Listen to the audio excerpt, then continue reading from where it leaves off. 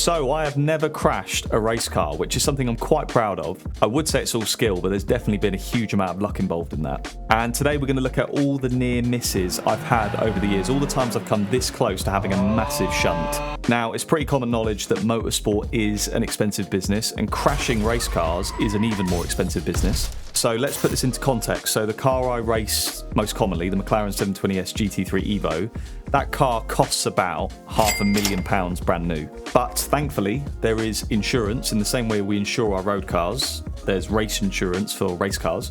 So the race team will insure the race car just in case the inevitable happens and somehow some damage is sustained at some point. However, there is still an excess fee, because that's how insurance works, and the excess fee does vary depending on what race team you drive for, but for that car, you're looking at roughly around £25,000 as the excess fee. So yeah, in most cases, the driver is liable for the first £25,000 of damage in a crash. And if you crash a GT3 car, 25k doesn't really go a long way. The bumper costs a lot, the wheel arch costs a lot, the wheel rim, everything costs a lot of money, so you'll very easily rack up 25k of damage. So, with that scary statistic in mind, let's see how close I've come to becoming a man in very serious debt over the years. Enjoy the video. Right, let's get into this. First one. And we're at Spa 24 Hours, Blanchimont. Oh, that was a big one. God, let's rewind that quickly. Context, end of the Spa 24 Hours in 2024. The team threw me out on old tyres, full fuel, and up until that point, Blanchimont was flat out every lap quite comfortably. On old tyres, it wasn't. I didn't think about that, so I approached Blanchimont, started the stint, kept the gas completely pinned, and the rear just gave way. I mean, look at my hands. 250 kilometers an hour, and the wheel is pointing. It's over 90 degrees. Somehow saved it, came off the gas, a little bit of brake. Complete instinct. I don't really remember this moment, if I'm brutally honest. And luck as well that the car gripped up on the rear at the right time. Straighten the wheel. At this point, I saw the grass, and it looked, for some reason in the moment, the grass looked really high. I thought, it was like I was driving into a wall of grass. So at this point, I was shitting myself, because I was like, right, I might damage the car when I joined the grass, but it was all right. And then I went rallying for a little bit, rejoined the track. Here's another angle of it. You can see the snap, and then a bit of rallying. Through the gravel and the grass, and the car. Arguably the scariest one I've had, just because of the speed. Like, you're going over 250 kilometers an hour through Blanchimont. That was arguably the scariest one. Right, Donington, British GT 2020, a long time ago now. Yes, okay, so on that one, it might not be obvious, but I actually did cause some damage, because that barrier on the left, I clipped it with my left wing mirror, and the wing mirror actually fell off. So if you listen carefully, you can hear the bang. Oof. That was actually worth £4,000, that wing mirror. I know I'm not that is £4,000. No. Just for the wing. Yeah, it was. Yeah. So Bob's been on the phone to get the marshals to come pick it up. Basically, Joff, who was the driver coach at the time, I was obviously a bit younger back then, I thought he was pulling my leg. I thought when he said the wing mirror was worth £4,000, I thought he was bullshitting. So that's why when we cut to this camera bit here, you can see I was smirking. I think he's joking. And then Bob walks in and basically confirmed. Bob is the owner of the team. He walks in and confirms it was £4,000 for the wing mirror. And then I saw his face and I just shut myself. Yeah, fortunately, because it was with World's Fastest Gamer and I got the British GT seat from winning World's Fastest Gamer, World's Fastest Gamer were the sponsor, so they covered that damage, so I didn't actually have to fork out £4,000, thankfully. But that was a big wake-up call. I was like, right, I had no concept of how expensive race car parts were. So for me, that was like, oh my God, right, I actually need to be careful here. What's this one? Jeddah, 2024. This is qualifying, I think. Oof. Big snap. Watch that again. Weren't actually that bad, but again, car's pointing like that, my steering's like that, the wall's right there. I'm pushing in qualifying. So just another save, really, but could have very easily ended up in the barrier, and that would have been the whole front end off, and that would have been definitely 25k worth of damage. So close, but got away with it. And actually, because it ruined my qualifying lap, you can hear me shout, "Fuck!" One of the few times I actually lost my head when I was driving, and because it was such a good lap. I think I posted a short of it recently, and then I made that mistake just from being too trigger happy on the throttle, and then after it I was like, fuck. But you live and you learn. Okay, so at Jeddah again. Oh, this is the reaction one. Bit of debris there on the white line. I just caught it at the last moment, doing 244 kilometers an hour. We all saw Franco Colapinto avoid Liam Lawson at the start of the Australian Grand Prix. Like, this is nowhere near that, but this was my version of it. So, yeah, I mean, if I ran over it and got a puncture at that speed, you could very easily end up in the wall. If I over-rotated the wheel and overreacted, again, the car would have gone very loose and I could have potentially ended up in the wall. Skill plus luck, you know, I got away with one there, didn't I? Oh my God. Can't see anything. 2024 24 Hours of Spa again. This was a mental race. You'll see a few incidents from that race. What's this one going to be then? This was in the middle of the night. Torrential rain. Like, it was unbelievable. I've never seen anything like it. Up to Le Combe, the Le Combe chicane. Oh, I always lose the rear.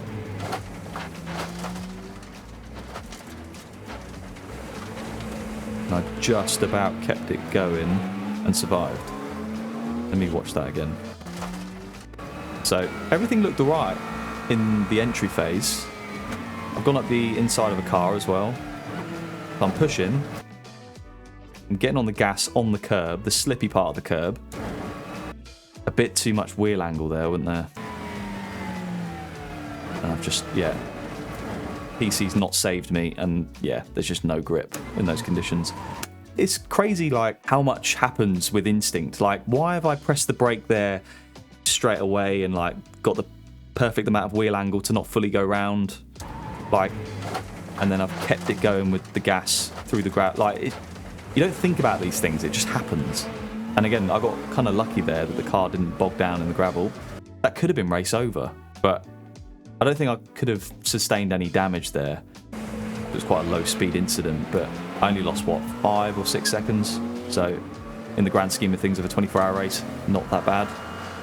Same race, but going into Blanchemont. I think this is the same stint as well. Oh, that's not... Oh, that is so sketchy. If any of you have watched the 2008 Formula One race at Spa, that's exactly how Kimi Raikkonen shunted. I think it was when it was raining and they were on slicks, and he got his car on the exit of Blanchemont, put the gas down and just lost the rear and went straight into that barrier on the left. And you can see, because I got too much on the curb on the exit by carrying too much speed through Blanchemont. For some reason, I've had the confidence to go 100% gas there. The wheel's straight, but I've not got any grip because I'm on paint. And whoa, God, that was so close to being in the wall. Woo-hoo. And yeah, if you're in the wall at 200 kilometers an hour, again, that's the front end gone. Could be worse. You're easily gonna eat into that 25k excess, and we'd be out of the race as well. So it's a miracle we actually made it to the end of this race. So this is the same race, again, the same stint. And I don't think there's actually an incident here. But the reason I think it's in here is because this was during the night when it was raining, like, at its worst, right? And the spray from 50-odd GT3 cars. They put a new tarmac down as well, which reacted really weirdly with the rain. So there was, like, this fog as well. So you had 50 cars, fog, torrential rain. And on the race restart, you can see down the Kemmel Straight towards Le Combe.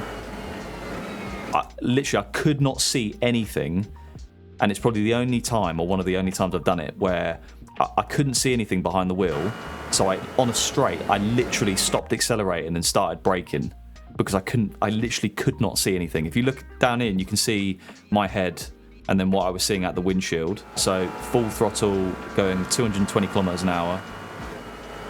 And then I just was like, I can't see anything. So I was worried that there's been some scary crashes actually on this particular part of racetrack over the years.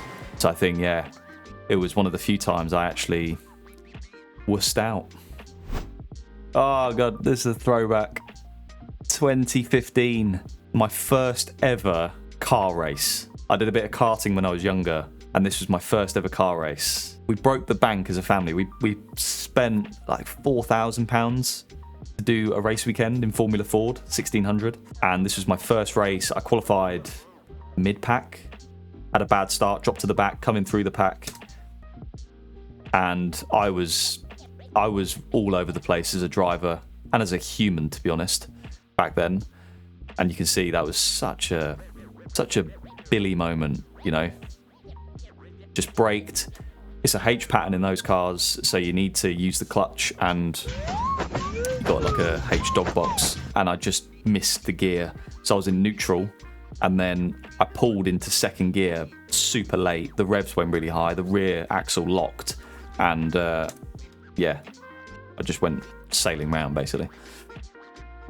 So it's such a clumsy moment. Don't even think that's the worst bit from memory. I think it gets worse.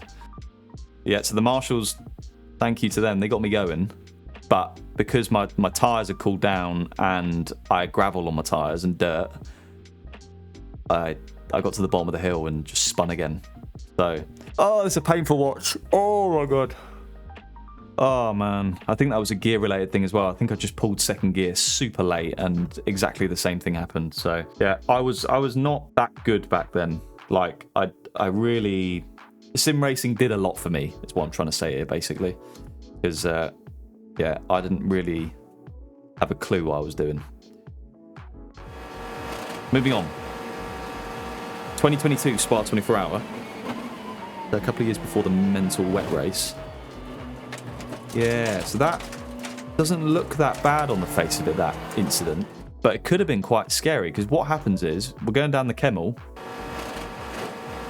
You can hear that noise halfway down the Kemmel. That's the rear tyre, I think it's the rear left tyre, delaminating. So by the time I got to the braking for Lacombe, I had a puncture. So, you know, we've seen tyre blowouts at high speed and it can end really bad. Fortunately, the tyre held together enough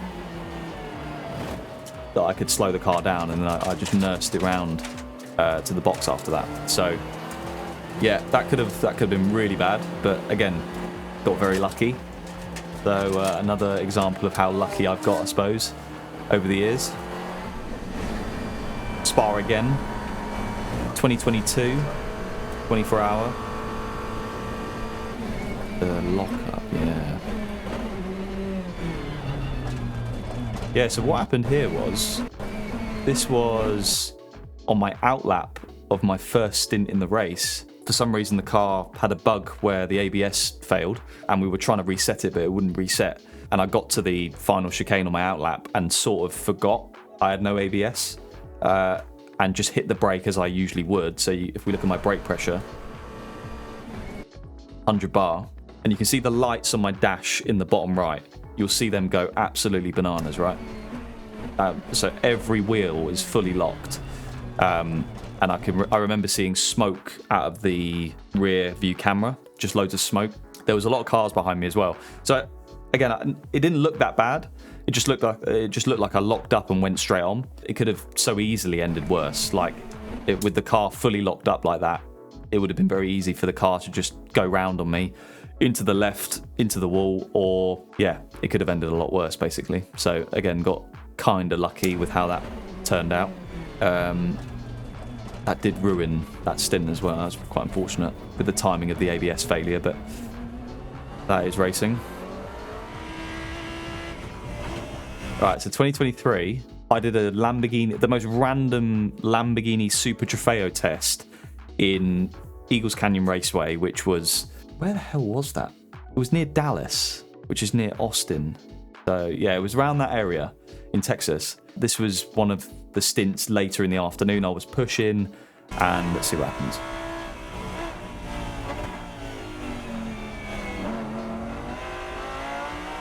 I remember you had to drive this car TC off, so it was really on the edge.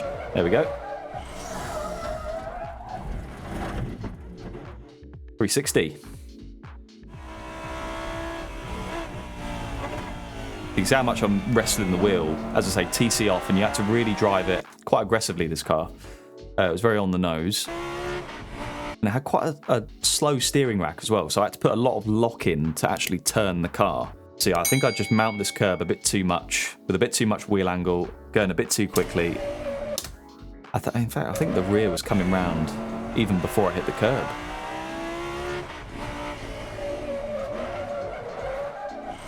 But like, look at the track, there's literally nothing to hit. So the likelihood of me even hitting anything there was very, very low. Even if I went on the grass, I think it would have been fine. So yeah, not a particularly scary moment, just a bit of a stupid one. Pushing. So, British GT in the McLaren in 2020 at Snetterton. As you can see, it's very wet. This was in the warm-up, I believe. This is probably the most embarrassing one. Actually, no, the one at the end is the most embarrassing one. This is the second most embarrassing one.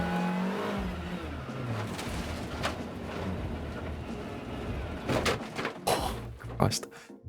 But basically, I was waiting at the end of the pits for about 10 minutes because we wanted to be the first out in practice. So my tyre warmers had done their job, but my tyres had fully cooled down by the time I went out on track.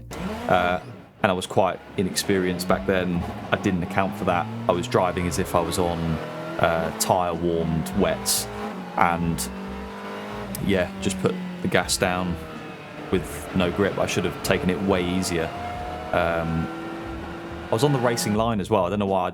I should have gone offline because there's more grip in the wet when you're offline. I had no grip whatsoever. And yeah, there's a big muddy patch there that the team weren't that happy with me when I got back and the car was effectively brown. So yeah, not my finest moment. I remember feeling really embarrassed. Look, I think I was actually raging there. I was like, no, what am I fucking doing?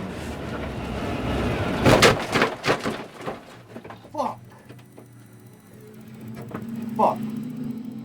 I'm off in the first field, mate. Spun then to beach, I think. Being very self-critical. Right, next one. Snetterton again in the wet. British GT 2020.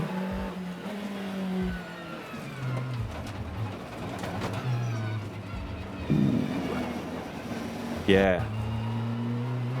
So obviously taking wet lines, because that's where the grip is and that's how you go quickly in the wet. But I've just gone too wide, too deep. And to be honest, I think if... yeah, I've just not left enough margin there. I think if this bit of road didn't exist, there's a high chance I would have aquaplaned on the grass straight into the barrier. But yeah, luckily there was this bit of road which allowed the car to grip up and slow down a bit more. And I could keep it out of the barrier. So yeah, saved it. But yeah, it was just a really rough weekend, that one. It was my first proper wet weekend in a GT car. So in the end I was on pace, but getting to that point there was quite a few incidents along the way. Okay, so the next one's a bit rogue because we are at Blyton Park, which is a very small track in the UK up north. Oh yeah, I remember that. I remember that. So context for this one, this was 2023 and Ginetta had invited down a few, and I hate the word, influencers to come and test their Ginetta G56 GTA, I think it was. I've got a driver's eye on board of it on my channel from a few years ago. And this was the first run in the morning, and I had an instructor. You can see in the bottom left, you can see the instructor's hand there, just because it was a mandatory thing for them to send out an instructor with everyone. And it was the first time, excuse time, it was the first time I drove a right-hand drive race car. And I completely misjudged where I was in the car. So I turned in for this left-hander, which usually in a left-hand drive car, you can get quite close to the barrier. And I couldn't. And I just hit the wall. And you can see the steering wheel just get ripped out of my hands. So I did actually sustain a tiny bit of front left bodywork damage. And I think I knocked the toe angles out. So they had to reset the toe angles and the cambers. So yeah, it was a decent old whack. But again, could have been a lot worse because I could have driven straight through the tyre wall. That's up there for the most embarrassing one. Because I was there with other influencers. I hate that word, but other creators, content creators, and obviously I have a lot of experience. Even in 2023, I had a fair amount of experience, and I go and do that. And then I go and spoil it all by saying something stupid like... But anyway, moving on to Spa. Wet Spa, so that's the 2024 24 hours of Spa. This is in the morning stint, so it's drying up a little bit. I think I shared this recently as a short. Yeah. Just pushing too hard, really. And then I'm trying to rejoin the track on the outside of turn 1. This is all new to me. I'd obviously never been out on this part of the track before, so I had no idea where I was going, really. That's why I was taking it nice and easy when I was rejoining. That could have ended so badly. Like if I just went to the inside, I would have taken the Porsche out and completely wrote off the front end. At this point, it looks like I'm going in the barrier. So, again, just super lucky that it didn't end badly. Like, no damage whatsoever. The weirdest thing about this crash, or not crash, but incident, is as soon as I got stationary, in the panic of... because the car stalled at this point. In the panic and trying to restart the engine, I pressed the windscreen wiper. Right, so I pressed the windscreen wiper, even though it wasn't really raining. It was wet, but it wasn't really raining, so you didn't need the windscreen wiper. And it just smeared the dirt all over the screen. And I kept the flipping windscreen wiper on for the whole 2-hour stint. I was so sleep deprived and just unaware of what was going on. I kept the windscreen wiper on the whole time. But anyway, this is what I was talking about earlier. This is without doubt the most embarrassing one, and quite frankly, it sort of goes against the title in a way of the video, because I've said I've not crashed a race car, and that's true, but I have crashed a go-kart. Let's watch that.